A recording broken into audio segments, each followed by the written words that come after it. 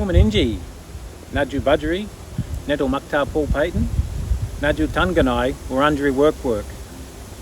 Welcome to the launch of the Traditional Owner-led Cultural Landscape Strategy. I want to start by paying my respect to Wurundjeri people, their elders, both past and present, from the lands in which I'm coming from today. And also want to pay my respect to all traditional owners and their countries across the state of Victoria and honour the commitment that they've made to continue to care for country. The Cultural Landscape Strategy is an enabling document that was developed over many years by traditional owners with government and partner agencies to create a document that's going to enable transformative change for Victorian land and water management, and this will be done through a collaborative and strengths-based approach. The strategy will also provide a pathway for traditional owners to reclaim knowledge and reclaim traditional practices, and that will begin the complex task of restoring and redressing harms to country and bringing back healing to country and to communities. So it's really going to elevate traditional owner knowledge to another level. I want to take this opportunity to be able to recognise everyone as well who's contributed to the document, all the traditional owners, all of the staff and the corporations, and the work that they've done to bring the cultural landscape strategy to fruition. We're going to have a couple of speakers today. First we'll have Rodney Carter from JARA, and Rodney will be talking to us about how JARA sees the cultural landscape strategy as an enabling document for them and how it will impact and support the work that they do on JARA country. We'll hear from Roger Fenwick, CEO of DELWP and also Chair of the Cultural Landscape Strategy Co-Governance Group.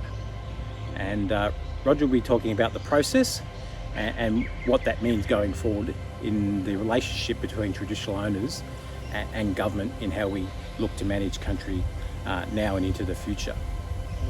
And then finally we'll hear from Minister D'Ambrosio, Minister for Energy, Environment and Climate Change. And the Minister will be speaking to us about how the strategy is going to impact the way that government works with traditional owners and how it informs government policy going into the future. So a really good range of speakers, and I hope you enjoy and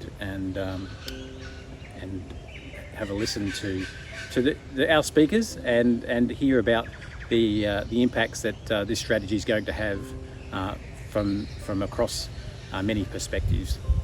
Enjoy. Thank you.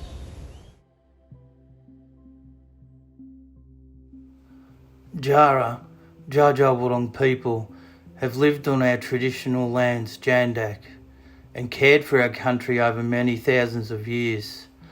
For us, Jandak is more than just the landscape. It is more than what is visible to the eye.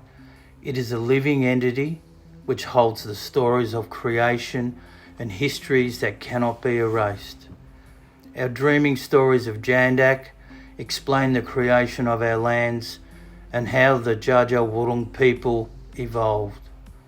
Bunjil, the Warrpul, the eaglehawk, is our creator and helps us to understand our connections to each other through his law. Mindy, the giant serpent, is his enforcer, implementing the laws and ceremonies that ensure the continuation of life. Each place on our country is known and valued, has a name and a song, and this is embedded in our landscape along with murups, spirits, imprinted on the water, birds, plants, animals, rocks, mountains, and ancestral spirits. We continue to perform ceremonies to each honour of those spirits and our traditional rites. A welcome to country being one example. The spirits link us back through time in a continuing connection with our past and our traditions, and our stories instill an ongoing respect for our country. Our songs and stories tell us of how the world was and how it should be, and we feel a moral responsibility to care for our country as it binds us to the past, present and future.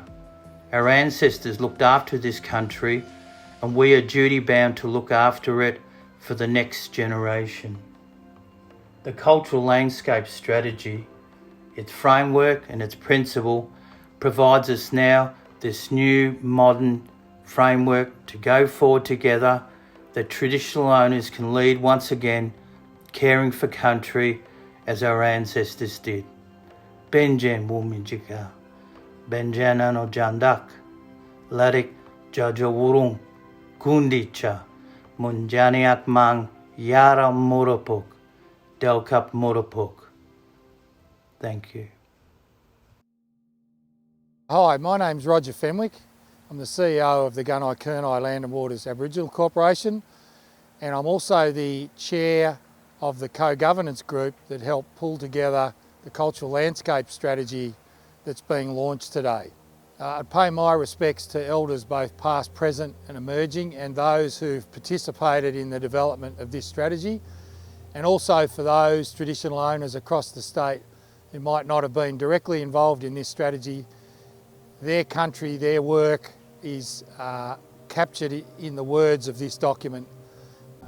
This is a wonderful piece of work. It's an enabling document that will help the state understand better the cultural landscape right across Victoria, whether it's through this document or country plans developed by individual traditional owner groups.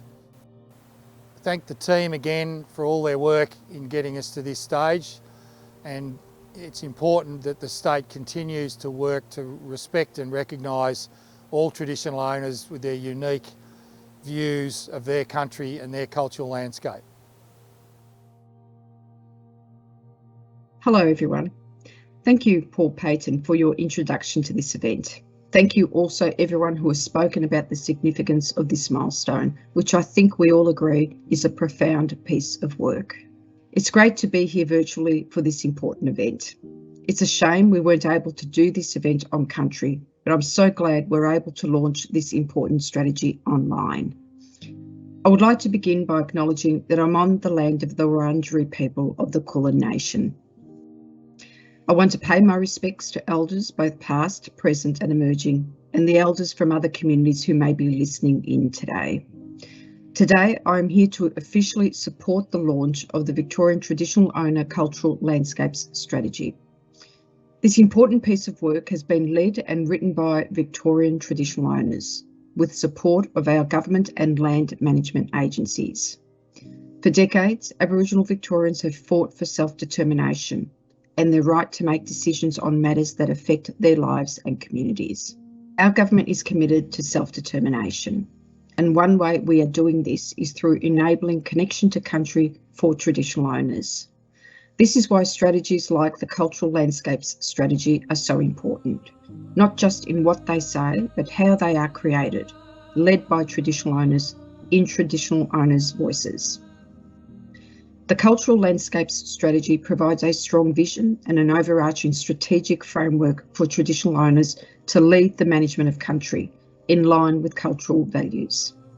Importantly, the strategy identifies that the pathways to achieve this will be unique to each traditional owner group. We know that cultural landscapes and the relationships to country, practices and activities have continued to exist across Australia and Victoria for thousands of years.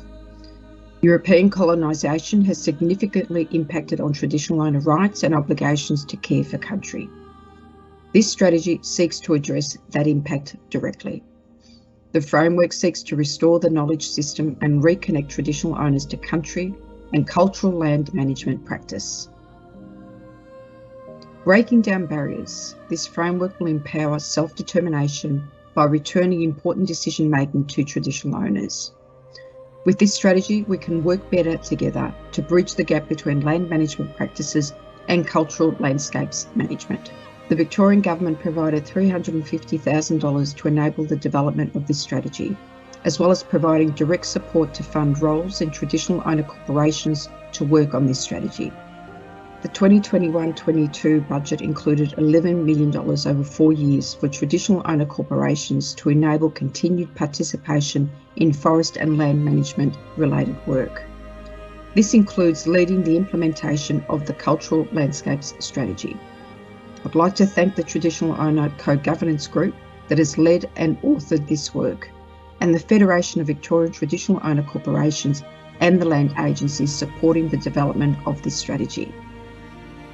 This strategy is an important step, but it is by no means the end of the work for government in our journey with traditional owners and Aboriginal Victorians. I look forward to supporting more initiatives like this in the future. Congratulations again to all involved. Thanks for watching and joining us today, and thanks to all of our speakers who've shared their insights and experiences, and I'm really looking forward to seeing this long overdue change through the implementation and outcomes for country and our special cultural landscapes. And I think a self-determined approach sees tangible benefits for all areas of culture and all of our community.